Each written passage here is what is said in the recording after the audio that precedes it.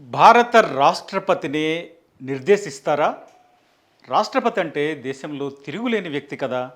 అలాంటి వ్యక్తిని ఏం చేయాలో, ఏం చేయొద్దో చెప్తారా? అసలు రాజ్యాంగంలో లేనిదాన్ని ఎలా చెప్తారు? ఇవి వినిపిస్తున్న భిన్న వాదనలు.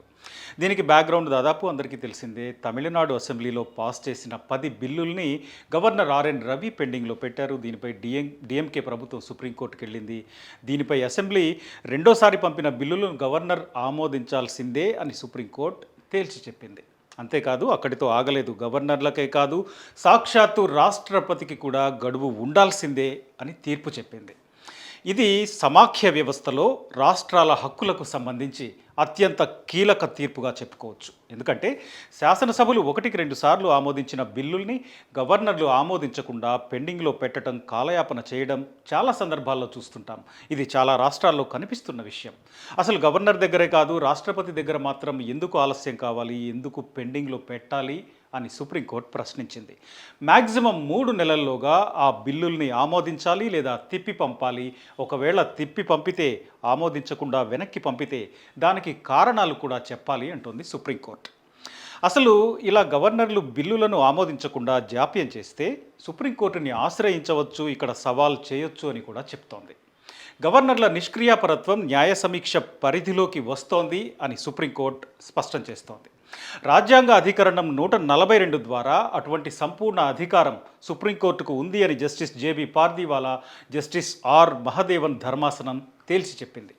నిజంగా సుప్రీంకోర్టు అసాధారణం, చారిత్రాత్మకం. అయితే రాజ్యాంగంలో లేదు కాబట్టి అనే మాట అర్థం లేనిది. ఎందుకంటే ప్రతి అంశం రాజ్యాంగంలో ఉండే అవకాశం లేదు. కాలానుగుణంగా వచ్చే సమస్యలకు రాజ్యాంగ మూల స్వభావాన్ని మార్చకుండా కోర్టులు డైనమిక్గా తీర్పు ఇవ్వాల్సి ఉంటుంది. ఇప్పుడు సుప్రీంకోర్టు చేసింది కూడా అదే. రాజ్యాంగంలో లేదు కాబట్టి అని వదిలేయడం సరికాదు అని సుప్రీంకోర్టు ఇప్పుడు ఈ తీర్పిచ్చింది. నిజానికి ఈ బిల్లులకు ఆమోదం తెలపడం లేదా తిరస్కరించడం, రాష్ట్రపతికి పంపించటం ఇట్లాంటి అధికారాలు గవర్నర్కి ఉంటాయి. ఇందులో ఎలాంటి సందేహం లేదు. వీటిని రాజ్యాంగంలో 200వ అధికరణం గవర్నర్కి అధికారం ఇస్తుంది. కానీ దీని అర్థం ఏంటి? అసలు డెసిషన్ తీసుకోకుండా నెలల తరబడి నాంచమని కాదు, పెండింగ్ పెట్టి నెలల తరబడి, సంవత్సరాల తరబడి ప్రభుత్వాలని ఇబ్బంది పెట్టమని కాదు. దానిపై ఏదో ఒక నిర్ణయం ఖచ్చితంగా తీసుకోవాల్సిందే. ఆ పని గవర్నర్లు చేయడం లేదు. మంత్రిమండలి సిఫార్సులను ఆమోదించడం గవర్నర్ విధి. రెండోసారి కూడా ఆమోదించి పంపిన బిల్లుని రాష్ట్రపతి పరిశీలన కోసమని నిలిపి ఉంచటం ఎట్లా కరెక్ట్ అవుతుంది? దానికి ఒక టైం ఫ్రేమ్ ఉండాలి కదా. దానికి 3 నెలలైతే సరిపోతుంది అని సుప్రీంకోర్టు ఇప్పుడు చెప్తోంది.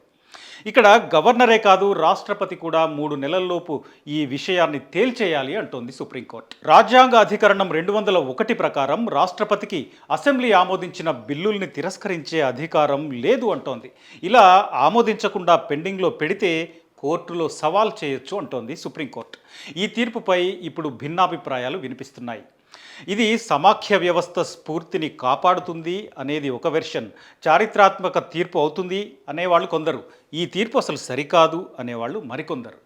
ఇక్కడ ఉపరాష్ట్రపతి జగదీప్ ధన్కడ్ కొన్ని కీలక వ్యాఖ్యలు చేశారు.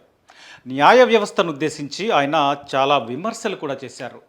కోర్టులు రాష్ట్రపతిని నిర్దేశించకూడదు అనేలా ఆయన మాట్లాడారు. సుప్రీంకోర్టుకు ప్రత్యేక అధికారాలనిచ్చే రాజ్యాంగంలోని ఆర్టికల్ 142 ఇప్పుడు ప్రజాస్వామ్య శక్తులపై ప్రయోగించడానికి ఒక ఆయుధంగా మారింది అనేది ఆయన వాదన.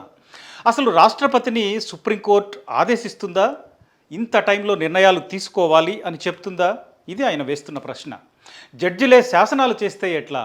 వాళ్లే శాసనాలు చేసి వాళ్లే ఎగ్జిక్యూటివ్ విధుల్లోకి కూడా వచ్చేస్తారా అంటున్నారు వైస్ ప్రెసిడెంట్. సుప్రీంకోర్టు సూపర్ పార్లమెంటులా వ్యవహరిస్తోందని, జడ్జిలు తప్పు చేస్తే మాత్రం దానికి సమాధానం ఉండదు అనేది ఆయన చేస్తున్న విమర్శ. రీసెంట్గా ఢిల్లీలో హైకోర్టు జడ్జి ఇంట్లో నోట్ల కట్టలు దొరికితే ఏం చేశారు అని ఆయన ప్రశ్నిస్తున్నారు. న్యాయమూర్తులకు చట్టాలు వర్తించవా అని కూడా ఆయన ప్రశ్నిస్తున్నారు. రాష్ట్రపతికి ఆదేశాలు ఇచ్చారంటే మనం ఎటుపోతున్నాం, మన దేశంలో ఏం జరుగుతోంది, మన ప్రజాస్వామ్యానికి ఏం జరుగుతోంది అంటున్నారు వైస్ ప్రెసిడెంట్.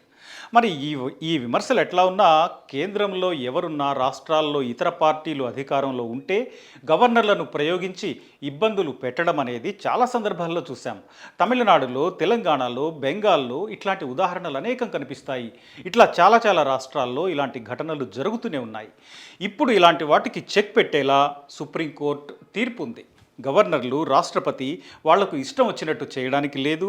వాళ్ళకు కూడా కొన్ని రూల్స్ ఉంటాయి. ఆ రూల్స్‌కి అనుగుణంగానే రాజ్యాంగబద్ధంగానే వాళ్ళు పనిచేయాలి.